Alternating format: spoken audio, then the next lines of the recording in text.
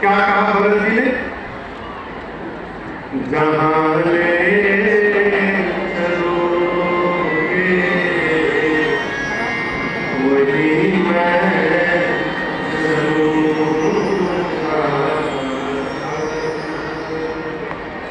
भरत जी ने कहा भैया मैं आपकी आज्ञा का पालन करना चाहता हूं, आप मुझे आज्ञा दीजिए, जो भी आज्ञा देंगे प्रभु मैं उसका पालन करूंगा। भगवान ने भरत जी को अपने बगल में बिठाया और कहा भरत आप सब जानते हैं, जाना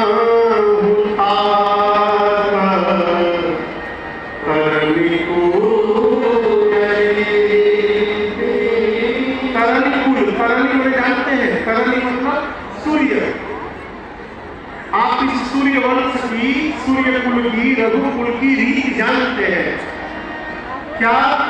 रघुकुल रीति सदा चली आई, प्राण जाहु बरु वचन गाई।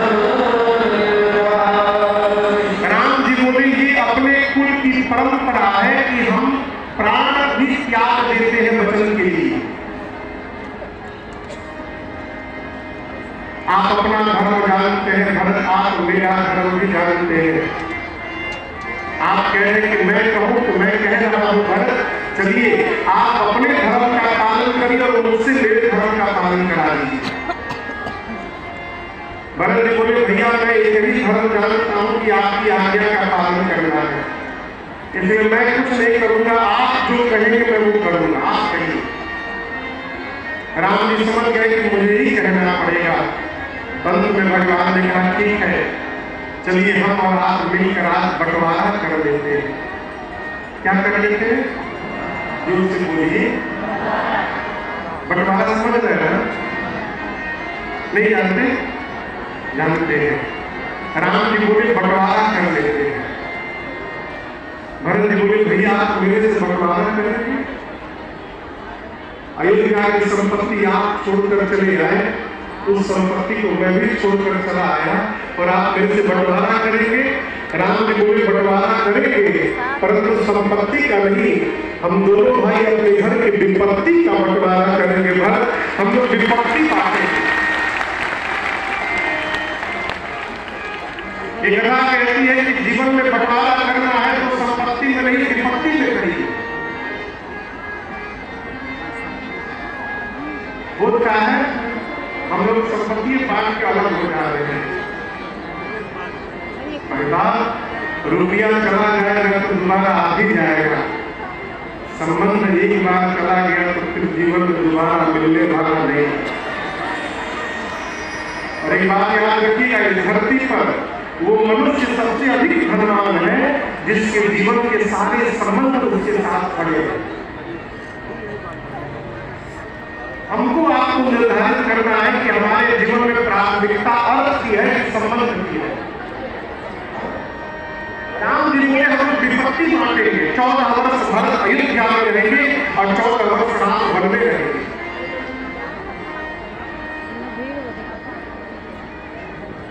माई बैठ जा काहे बात कर सबके बीच को बैठ जा।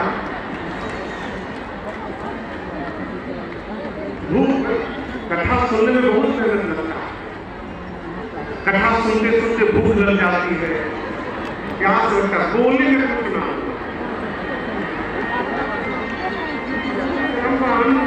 आप लोग घुमा गए। मैं देख रहा हूं तब से बिस्कुट बांटे जा रही है।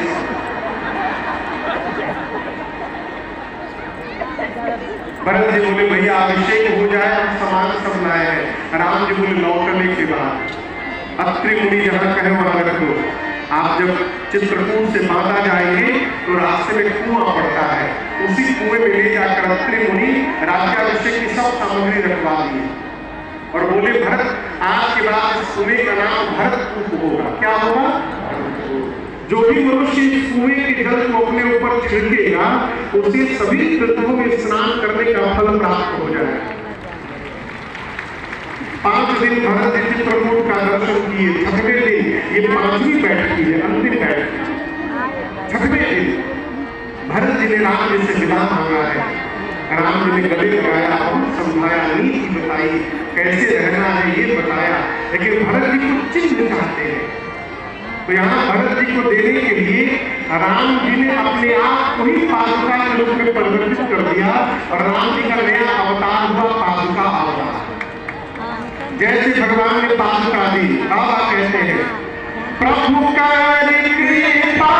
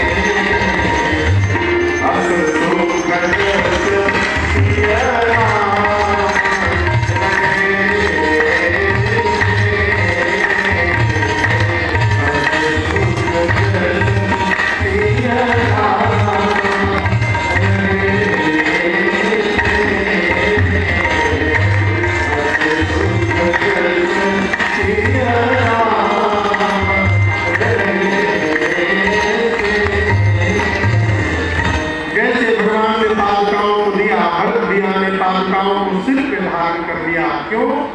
भरत जी को ऐसा लग रहा है कि पादुकाओं के रूप में स्वयं श्री सीताराम जी उनके साथ अयोध्या वापस जा रहे हो, इसलिए भरत जी ने सिर पर धारण कर दिया।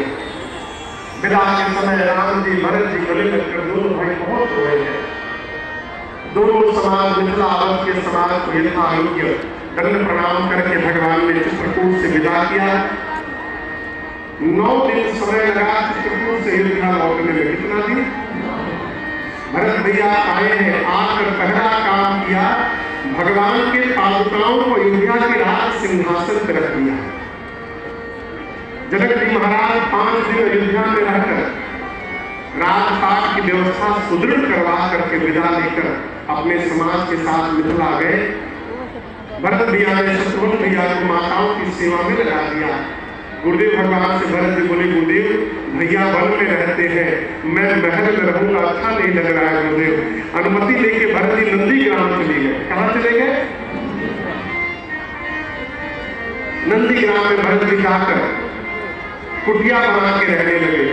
नित्य भगवान की पादुकाओं की पूजा करते हैं और कोई भी निर्णय लेना होता था तो भरत जी पादुकाओं से अनुमति मांग मांग के करते थे।